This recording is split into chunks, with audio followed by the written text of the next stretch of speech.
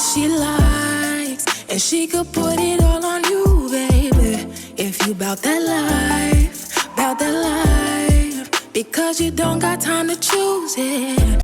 Hey tribe, it's Kia from Heritage 93, and the nail care nonsense has escalated to new heights following my decision to completely stop using the premium nail care treats off camera and day to day to see what would happen to my nails for continued testing purposes. So far in the Nail Shambles series, we've seen a lot of misfortunate nail care occurrences that may or may not have happened to a lot of us, but we've also seen the magical mending processes that have happily restored the girls back to good health and aesthetic once again.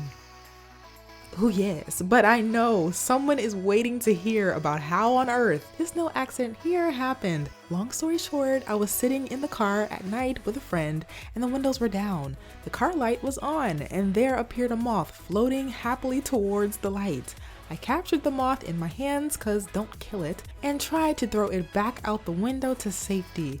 And in doing so, my long and dehydrated middle finger nail just missed the window, hitting the door, breaking halfway clean off, and then did about 3 backflips before finally falling into the back seat. I wish I was making this up.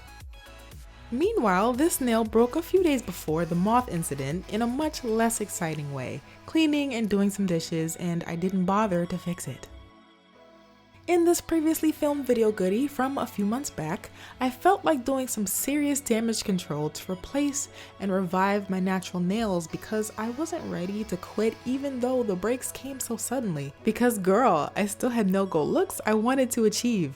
Ready to watch the magical revival? Let's get started. First off, I gotta remove this clear, crusty tape with some curved scissors.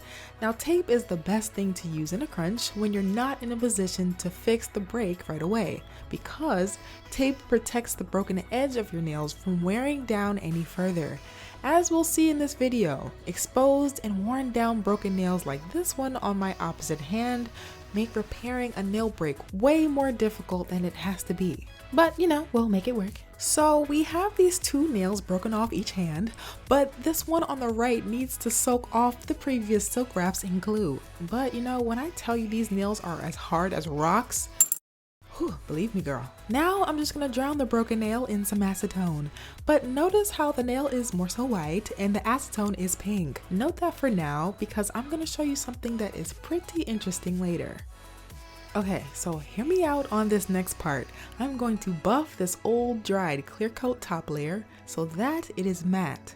But why? Well, I learned in high school woodshop that buffing certain painted surfaces and painting over the buffed area increases the overall shine of that surface. Obviously, this is not a high school woodshop class, but I wanted to apply that concept here. Plus, if I'm gently buffing the old clear coat down, I'm not buffing the nail plate.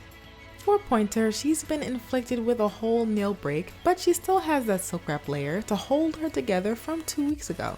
So for the sake of maintaining the previous efforts, we're gonna buff her together too. And to make the bottom part of Pointer nail more flush, I filed the glue, clear coat, and silk wrap layer to make the hump smooth. Okay, looking good.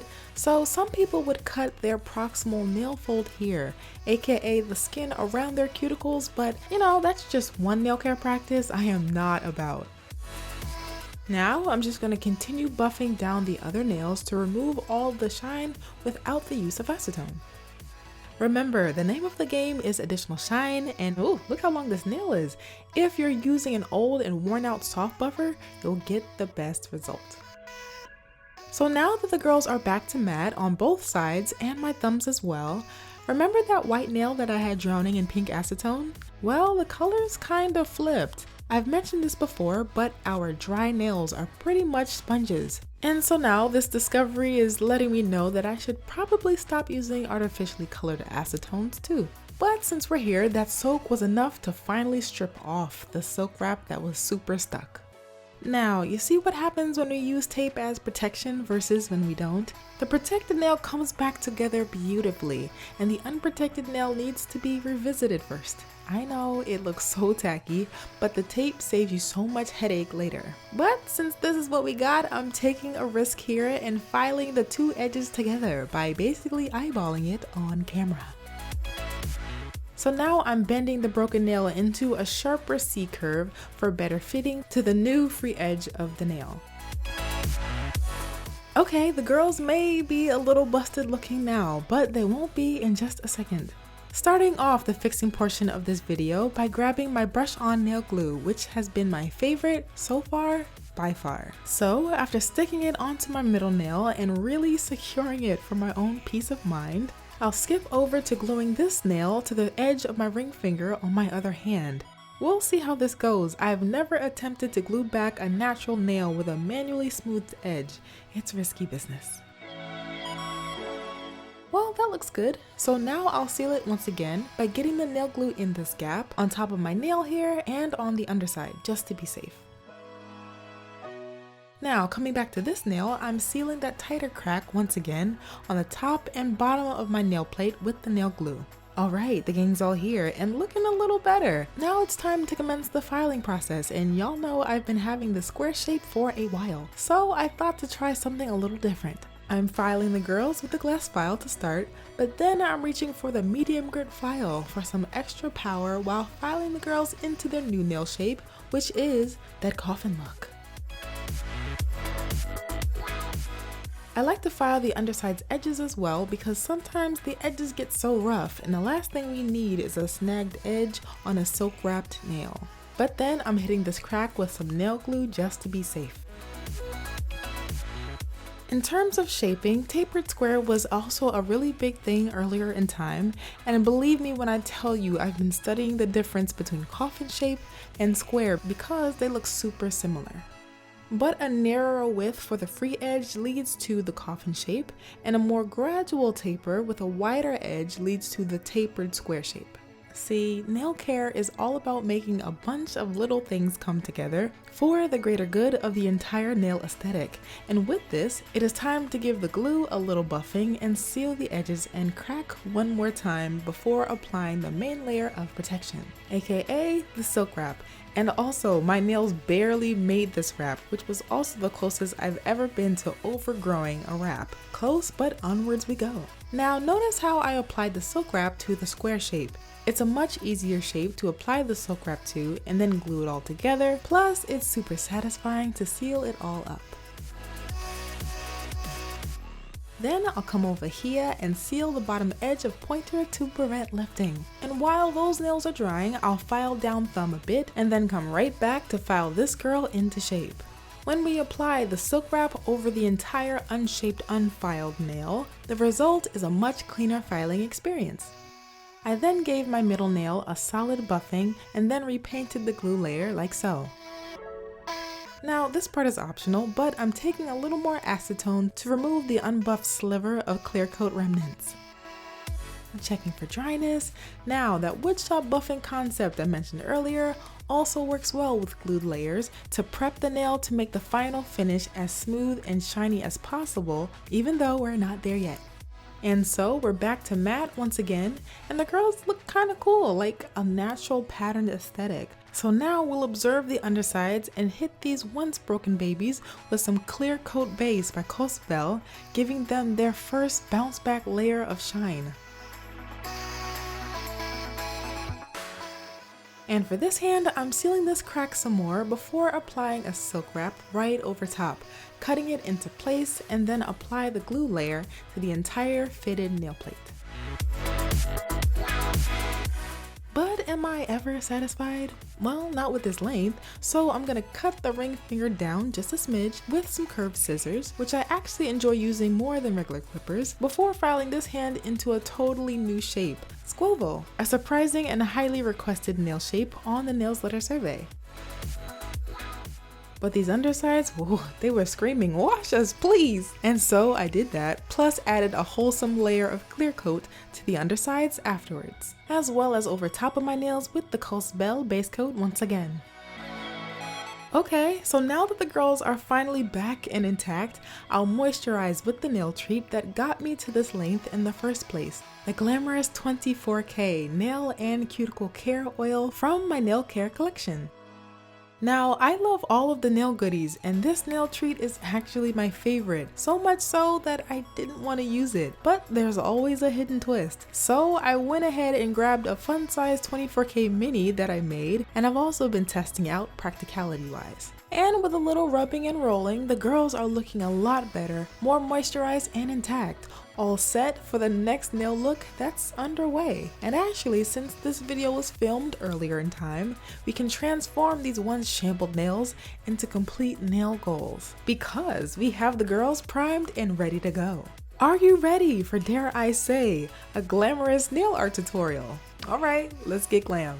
Well, the truth of the matter is that it has been a while since I've done any nail art, and then yeah, the length of the girls are a little mismatched. And then to make things even more interesting, this nail style is admittedly a whole experimentation happening as the last hurrah in the name of better nail goals, marking the end of the Shamble series.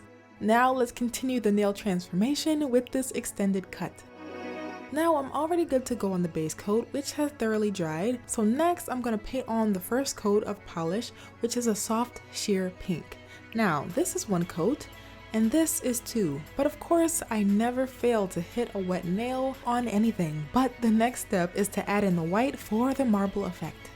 Now, I told y'all this is experimentation, right? So I'm just gonna dab and dilute this white polish with a skinny brush and then some acetone and blend a little bit of each together on the side and then test it out on this piece of paper here. Kind of streaky, kind of carefree, kind of faint, good enough.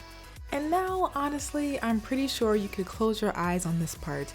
And if you decide to keep your eyes open, don't think too much about making the lines perfect. The more perfect you try to be here, the more underwhelming the marble look will be.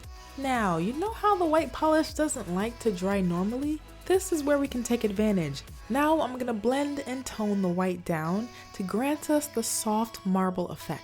This polish is so sheer, I'm really confused as to how it's not clear. But you know, it's perfect here. This is exactly what we want. A little smudge and a little smear to bring the look effortlessly together. I'll leave the links to everything I'm using in the description box. And now for the riskier move. With my nails still wet, I'm grabbing a little something to lavishly accent my nails. And that is the 24K gold that gives the girls the glamour they've been growing through the shambles for. But unlike the other hand, this time around I'm going to gently place the pieces of gold down onto the wet nail and not pressing these flakes in too much at all. And in case you didn't know, 24 karat gold is like 1,000 times thinner than a piece of foil. You could actually blow on this stuff and never see it again. Talk about expensive air. So yeah, with this experiment I learned that placing the gold is much better than mushing it. And I also don't recommend using your hands to put this stuff down. Just grab a dry firm brush to apply it like so. You can see there's a big difference here, and it's all based on how you apply the glamorous gold. Now of course, to seal the deal, I'm reaching for my Bell nail lacquer to protect this design and make sure that those 24K pieces stay put. So yes, I hope you girls enjoyed this complete nail transformation from Shamblesville all the way to super lavish nails type tutorial, perfect for the birthday or any time you want to treat yourself to something super fancy, no matter what struggle your natural nails are facing.